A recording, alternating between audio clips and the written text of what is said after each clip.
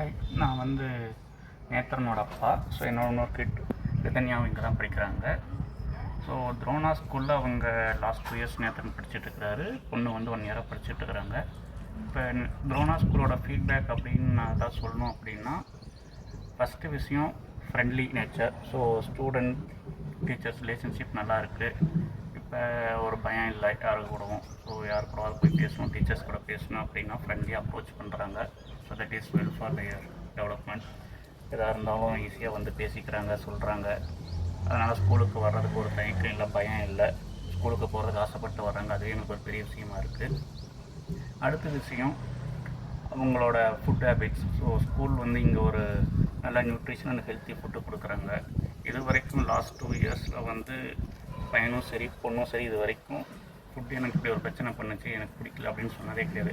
பிரச்சனை என்னென்னா வீட்டில் எங்கள் ஸ்கூலில் இருக்கிற மாதிரி ஃபுட்டு இல்லை, வீட்டில் தான் நல்லா சமைக்கல அப்படிங்கிற மாதிரி சொல்கிறாங்க. அந்தளவுக்கு ஃபுட்டு நல்லாவே பண்ணுறாங்க. ஸோ குழந்தைங்களுக்கு வளர்கிற காலத்தில் ஃபுட்டு ஹைஜீனிக் அதெல்லாம் நல்லா பண்ணுறாங்க. So very good. அதை நான் ரொம்ப அப்ரிஷியேட் பண்ணி ஆகணும் துரோணா ஸ்கூலில். அடுத்ததாக எக்ஸ்ட்ரா கரிக்குலர் ஆக்டிவிட்டி, அதாவது அகடமிக்ஸ் எல்லா ஸ்கூல்லையும் பண்ணிடுவாங்க.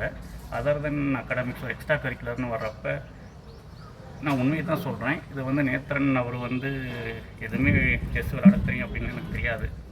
அவங்க ஸ்கூலில் ஒரு காம்படிஷன் வச்சாங்க.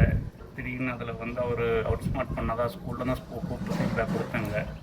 அவங்க ஓகே நீங்கள் ஏன் ஹையர் லெவல் அடுத்த லெவலுக்கு நீங்கள் ப்ரொமோட் பண்ணக்கூடாதுன்னு ஒரு சஜஷன் கொடுத்தனால இந்த செகண்ட் இயரில் அவர் செகண்ட் ஸ்டாண்டர்டில் கொஞ்சம் என்த்துவாக அவரும் பார்ட்டிசிபேட் பண்ண வச்சார். இப்போ இன்னும் சொன்னால் ஒரு மோர் தென் 5 டோர்னமெண்ட்ஸ் விளாண்டுட்டார். அதில் கொஞ்சம் பெட்டராக தான் ரிசல்ட்டு கொடுத்துட்ருக்குறாங்க. அண்ட் ஸ்கூல்லையும் ரொம்ப என்கரேஜ் பண்ணுறாங்க. ஸோ என்கரேஜ் பண்ண அவரோட ரிசல்ட்ஸும் பெட்டராக தான் இருக்குது.